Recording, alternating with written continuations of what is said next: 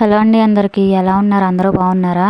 మీరందరూ ఎలా ఉన్నారో కామెంట్లో చెప్పండి. నేనైతే చాలా బాగున్నాను.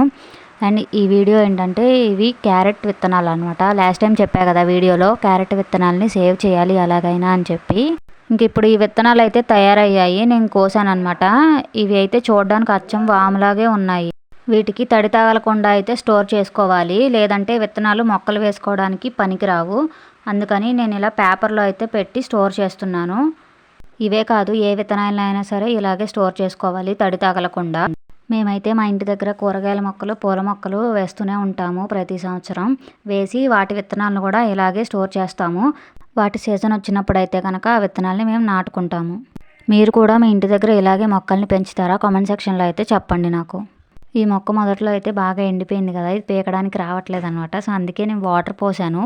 వాటర్ పోయడం వల్ల నానుతుంది కదా మట్టి అంతా, అలా నానినప్పుడు ఈజీగా వస్తుంది అనమాట తీయడానికి.